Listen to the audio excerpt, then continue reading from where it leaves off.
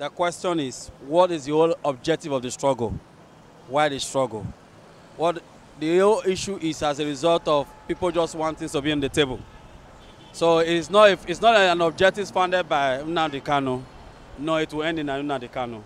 All right. So if it is an objective funded by the eastern region, then it will continue. But if it is a sectional thing, all right, whether by Kanu or not by Kanu, it's an end of the project. All right. But if it's something that has to do with the entire eastern region, then one can say, okay, yes, there's longevity in the objective. But so long the governors have said that they are not part of the project, all right, it's just a sectional thing. And if it's a sectional thing, the question we need to ask ourselves is, okay, what's the federal government interest about the entire project? So what the federal government is saying is that anybody that is having any agitation, like what they said yesterday through the Federal House of Assembly, that they should go through a constitutional order. So when they go through a constitutional order, we'll be able to know whether these issues, all right, is that issues that people can go for an agitation, or whether they're going to go for a referendum, or things of those nature. But the truth of the matter is that why was there no agitation of this such in the northern region? Why is there such agitation in the eastern region, the Niger Delta, in the 80s and in the 70s? As a result, there's no food on the table. All right? So if there's food on the table, everybody will be happy. All right? People are complaining as a result, there's no food on the table. There's no job in the north, there's no job in the east, there's no job in the south, there's no job in the west. So which of the countries that is even better? Who is marginalizing who? So those are the bottlenecks to me that we need to look into. So you don't think the struggle is really dead? You don't think it's possible to even kill it? Because those who have been elected into power constitutionally are saying they don't believe in the project. Offset one is saying that the democracy that we have agreed on, all right, it's not a democratic system. You know, I only hear people talk about true federalism, people talk about restructuring, whatever. We had the confab. Restructuring and the confab to me is 6.5 dozen. What matters is that it's good governance. Let people have interest on how to deliver governance to the people. Not just the nomenclature, whether it's going to be restructuring, whether it's going to be confab, whether it's going to be true federalism.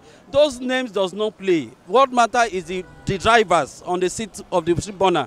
They let them have conscience for governance.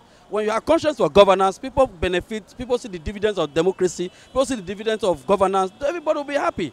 But people were once happy in this country. At the time we were comparing military and civilian rule together. Okay, the late Biafra many years ago said that the worst military rule, the best military rule is the worst civilian rule. Now we can look at the comparison. At the time we also said that, okay, the military rule we had in the past was even more better than the civilian rule. Okay, at the time we also said, okay, let's have democracy. Now we have democracy now. Some people are saying, okay, let's have a true federalism. Some people say, let's have restructuring. Some people say, let's have this. How many things are we going to have before we know we can come to the race? The truth of the matter is, those who are the front burner of leadership, let them have conscience for good governance. When you have good governance in Nigeria, everything will be okay.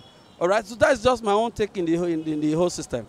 This morning, the Southeast governors came out to say that they are rehabilitating IPOB members and trying to reabsorb them into the society. Someone said this morning that they think it's a sham. What do you think about it? When you say we are rehabilitating the IPOB member, is it to the comparison of what they have in the Niger Delta when we have those young men coming out to say, okay, because of the amnesty, all right? Has there anybody that will boldly say, okay, I'm an IPOB member? Is there any registration that who is an IPOB member?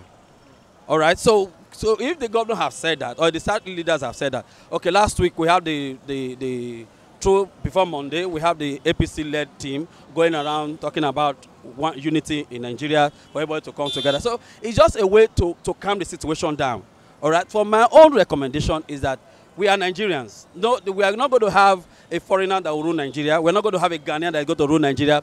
People have a lot of acclamation to say, okay, we are in Nigeria by mistake. Anyhow we become Nigeria, we are already Nigeria. Whether the amalgamation that was done by Lord Lugard is what people are fighting against or whatever, every country you see, Ghana was once amalgamated. The United States of America decided to come together. Now we have agreed in 1960 to become a nation. We have agreed.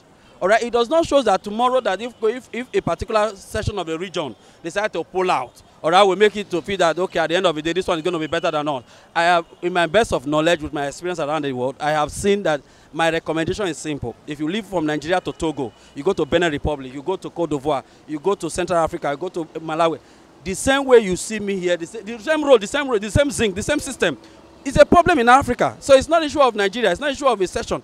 A black man should need to wake up to his responsibility to know how to take the lead forward. We have seen the South Africa many years ago, all right, being developed by the whites. Now the white man has handed over to Thabo Mbeki, to Nelson Mandela, from Nelson Mandela to Thabo Mbeki, Thabo Mbeki to Zuma. We saw what Zuma is doing now. All right, tell me any of the African countries that is doing well to compare to the least poorest country in Europe. Do you understand? So when we begin to talk about agitation, talking about sectional issue, before you know it, talk about the Igbo is against the Yoruba, Yoruba is against the Hausa man, who is against who. All right, intermarriage has kept everybody together, interrelations have kept everybody together. All right, so these are the things we need to just, the truth of the matter, there be food in the table. If bag of rice is 6,000 naira today, I tell you nobody will agitate. If everybody get a job, nobody will agitate. If things are going on, nobody will agitate. Nobody want to move. Because we just feel that, okay, if we do this, this will be better for us. So that's to me. So you seem very knowledgeable on this subject. So I'm going to ask you one last question and let you go. I mean, with two options. Okay. A referendum for the people in the southeast, Yeah. or regional powers in Nigeria. Which do you think will benefit? If we go for that, I tell you, I'm able to say it. I said it in Ref TV, I said it in STV. Easter Thursday, I was in Ref TV. Easter Monday, I was in STV. If we go for referendum in the southeast, I tell you 75% will be against the issue of the Biafra. It's a simple issue. Do you understand? Because why? The question is, where are we going? Who is there to say, okay, this is a trust?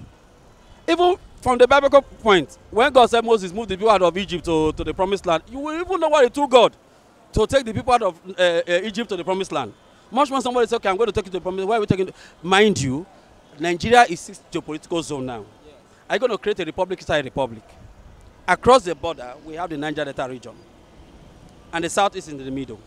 So when we are all these things, since we have decided to agree on the 6th geopolitical zone, we are no longer running northeast as it were many years ago. We now have 6th geopolitical zone.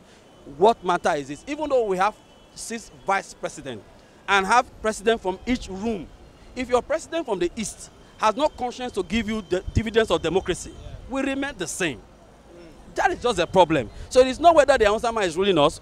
The Yoruba man have ruled Nigeria before. Are you not in Lagos? Have you not been to Ogun State? Have you not been? What happened? Has the Hausa man not ruled before? Now the Hausas are saying that the Hausa have not ruled. In my own personal understanding, that is the Fulani that have been ruling. So how many people will rule before we have best? The middle best are saying they've not ruled. So until everybody rule, in America, is it everybody that is ruling? Is it the Michigan people that will say we have no rule? Is it the people from Texas that say we have no rule? Must everybody rule before you have dividends of democracy? Belong to a political party. If your party win, then you rule. But when you are ruling, ensure that this thing is given to the common man. That's what I believe in.